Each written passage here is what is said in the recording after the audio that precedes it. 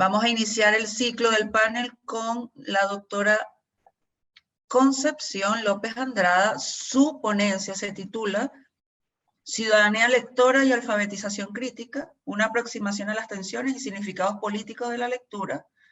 La doctora Concepción es directora del Observatorio sobre Educación Lectora, Nuevas Ciudadanías y Educación Lectora, Emilia Ferreiro, dependiente del CELEI, doctoranda en Ciencias de la Educación de la UEX España, licenciada en Filología Hispánica por la Universidad de Extremadura, máster en TIC en Educación, Análisis y Diseño de Procesos, Recursos y Prácticas Formativas por la Universidad de Salamanca y máster universitario en Investigación en Arte y Humanidades. Le damos la bienvenida a la doctora y el espacio es todo suyo. Bueno, quiero dar las gracias, buenas tardes, aquí en España son las 6:30, y dar las gracias a, Beatriz, si no he apuntado mal, profesora de parte de la Organización de la Universidad de las Américas, a la compañera Clargina, Aldo, Luis, Enrique, Marco, y bueno, voy a intentar ser breve, porque tenía ciertos conceptos preparados para explicar y para no irme tampoco muy por las ramas, para por lo menos sintetizar algunas ideas, conceptos claves, en este caso relacionados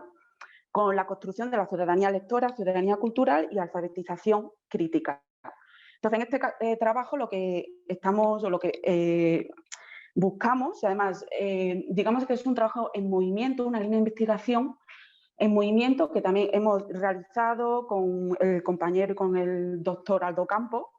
sobre buscar elementos de las prácticas lectoras, de las políticas lectoras, que se alejen de las prácticas tradicionales y anquilosadas de la alfabetización en la escolaridad tradicional. Entonces, voy a trabajar o voy a hablar de distintas tensiones o distintos significados, en este caso centrados en las significaciones políticas de la lectura, en relaciones con acciones críticas de los procesos de alfabetización y la construcción de la ciudadanía lectora y cultural. De tal modo que partimos del trabajo de Sousa Santos e inscribimos este trabajo en una ecología de saberes, en relación a los sistemas intelectuales y conceptuales que impulsan estrategias para redistribuir equitativamente el derecho a la lectura. Entonces, iniciamos con una serie de preguntas, en este caso, ese engranaje entre el lector, la figura del lector, el lugar de enunciación del que lee, del sujeto lector, nuestro punto de partida es a través de una serie de problemáticas que enunciamos a través de varios interrogantes. En este caso, nos preguntamos qué lugar ocupa la noción de justicia social en una política emancipatoria de lectura y en la construcción de una ciudadanía lectora. Y a la par, también nos interesa cuestionarnos a través de las preguntas de cómo fomentar la toma de conciencia a través de la lectura y cómo crear a través de la lectura una praxis transformadora. De tal modo que, bueno,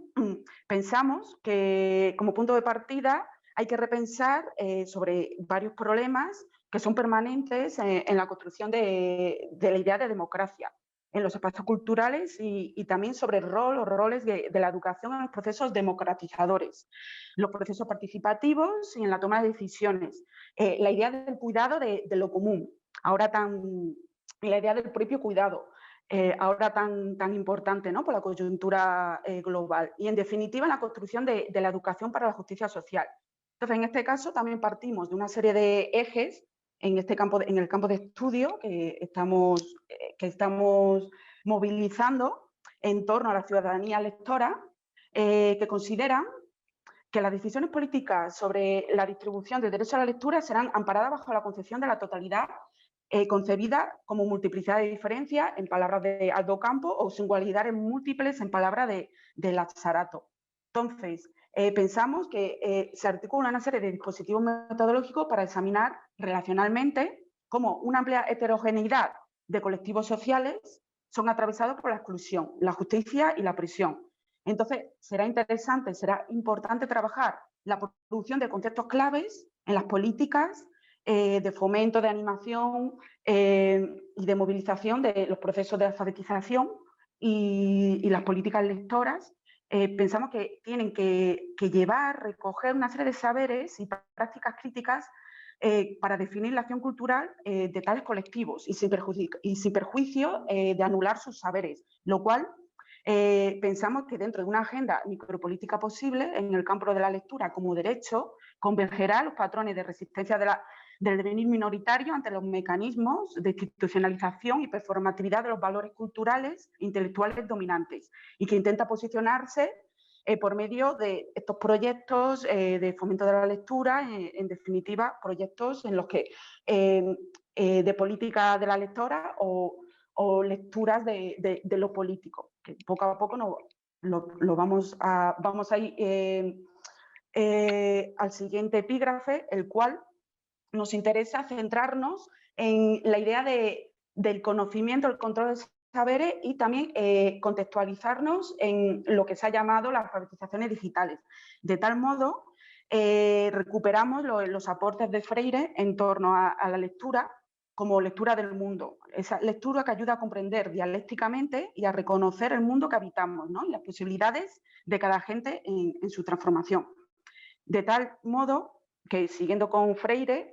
la lectura penetra lo social como un sentido crítico y político. A través de esta visión se hace necesario entonces superar el efecto paternalista que generan estos programas, estas políticas de lectura a grupos significados como vulnerables. De tal modo que, bueno, por ir aligerando,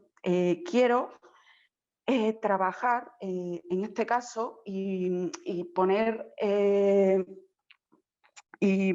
digamos, poner en el centro del discurso cómo repetimos, cuando nos introducimos en los programas, en las políticas y en las diferentes implementaciones ya de las tecnologías, de las TIC, de la tecnología de la información y la comunicación, comprendemos en esta sociedad conectada que ocurre una serie de dinámicas en lo que se ha llamado este nuevo capitalismo global, hipercompetitivo, potenciado por la ciencia y la tecnología en relación a las exigencias que afectan tanto a los estudiantes o, en palabras de John Paul G., estos futuros trabajadores del servicio mal pagados, los futuros trabajadores del conocimiento que necesitan renovarse en diferentes habilidades técnicas, colaborativas y comunicacionales. Y que implica también, de su parte, un compromiso vital con esa empresa, con esos valores fundamentales en condiciones de poca estabilidad y de explotación. Es lo que Standing ha llamado el precariado, ¿no? En la línea también de los trabajos de Negri. Entonces, para adelantar un poco más, cuando se ha hablado de brecha digital realmente estamos hablando de una brecha social. Entonces, desde las implicaciones de las perspectivas y implicaciones pedagógicas y sociales subyacentes, lo que observamos es que hay una aparición de nuevas necesidades de alfabetización dentro de los sistemas educativos, vinculadas en parte a la introducción de las TIC en los procesos de enseñanza-aprendizaje y en parte también a esos cambios, ¿no? Tensiones y cambios económicos, políticos y culturales que se producen en la sociedad del conocimiento, sociedad de la información, en este caso caracterizada por las desigualdades entre sus agentes. Entonces, un elemento clave en estas dinámicas será el acceso a la información. Asimismo, se ha definido este concepto de brecha digital en términos más o menos utilitaristas e instrumentales, de acceso a ese dispositivo, acceso a Internet y en relación al desarrollo de habilidades y conocimientos en el uso y aplicación de estas tecnologías. Entonces,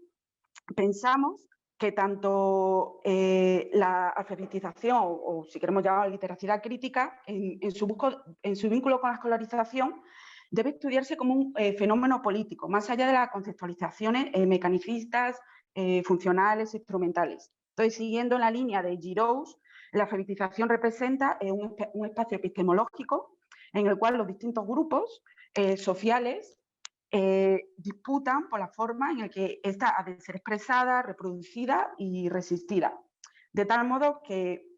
simplemente para aligerar y para adelantar, es muy interesante cómo se conecta esa figura del precariado con la figura del iletrado. Es decir, que en palabras de Emilia Ferreiro, es la idea de esa persona que se está alfabetizado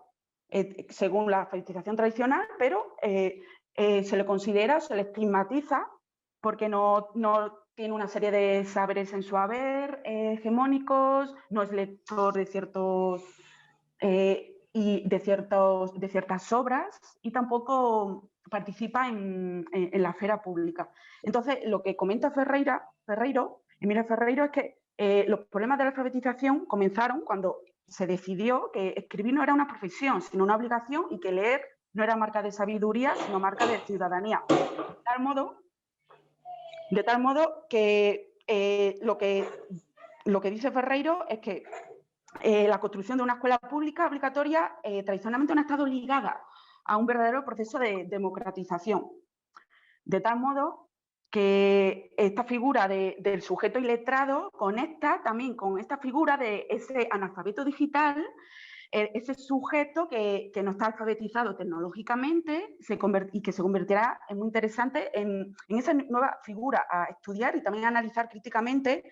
y que impulsa ese discurso también continuo de la insuficiencia, ¿no? Nunca es suficiente lo que se haya aprendido dentro de los espacios de enseñanza-aprendizaje, y también esa culpabilización eterna, estigmatización de ese sujeto inscrito en el interior del tardocapitalismo. Entonces, siguiendo, muy interesante, palabras de Fernández Liria, García Fernández, en un libro que se llama Escuela Barbarie, y conectando con esto, eso no deja de ser un grado más, una barrera para esa formación de la ciudadanía, en el que entra el juego, en este caso la tecnología, el acceso a la información y esa propuesta supuestamente innovadora ligada a esa capacidad de mejora de aprendizaje del alumnado, o al menos su motivación. Y del mismo modo, o consecuentemente, con lo que está sucediendo con esa reconfiguración del sistema educativo actual y su demanda continua de actualización o de renovación a través de la certificación de posgrado, másteres o en la competencia de varios idiomas. Para que el estudiante logre entrar en las dinámicas laborales precarias determinadas por esas transiciones profesionales, es decir, esos periodos de desempleo, de paro, en el cual, y otro en el que cada cual, en palabras de Fernández Liria, podrá invertir o renovar esa cartera de competencias que constituye su propio capital personal. De tal modo, este sujeto deberá afrontar su reciclaje de manera optimista y positiva como una nueva oportunidad que el Dios mercado le ofrece para realizar su proyecto vital. Entonces, no sé cómo de tiempo, por ahí también sintetizando, pensamos y hablar brevemente de la idea de la lectura de la multiplicidad, el derecho a la lectura. Tenemos una serie de propuestas, y bueno, el derecho a la lectura previamente es una noción, una conceptualización que se liga en una articulación de los procesos de alfabetización crítica, cuyo propósito consistirá en demostrar la hegemonía prevaleciente en la que se ven los espacios culturales de la vida cotidiana dentro de las relaciones asimétricas de poder. Digamos que es un proceso para desarticular mecanismos, en este caso en palabras de Marlaren, y relaciones que deben ser combatidas si deseamos construir una sociedad más equitativa. Entonces, resumiendo, la tarea crítica que enfrenta a la noción de derecho a la lectura y ligada, asociada a los procesos de construcción de la ciudadanía lectora y cultural,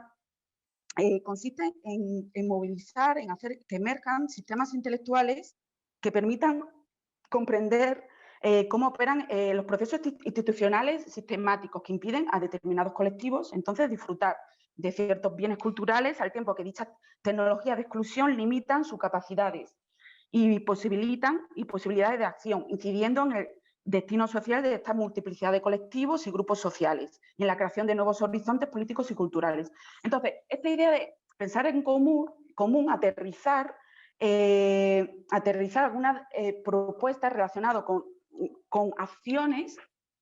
que puede llevar a cabo la ciudadanía lectora, y a la vez también atravesado por esta pregunta que nos podemos hacer de dónde se sitúa o dónde se enuncia la lectora o el lector. Sería interesante quizás en trabajar estos tres ámbitos que aquí aparecen en la presentación, en lo que hemos llamado lo que es leer en común, la lectura de lo común, esa idea de crear comunidad, redes de apoyos creativas, esa capacidad también de imaginar políticamente a través de la lectura. También, por otro lado, también pensamos que la redefinición de la lectura y las escrituras en los espacios escolares para la justicia educativa, la equidad, la igualdad, la inclusión y las visiones críticas requeridas para la transformación educativa será un elemento muy interesante. Por ejemplo, introducir dentro de los currícula estos contenidos. Y después también nos resulta muy interesante en este caso que tenga que ver con las políticas de la lectura y del libro, la idea de crear contrahegemonías, espacios autogestionados, autosuficientes, y esta independencia de la propia cultura editorial,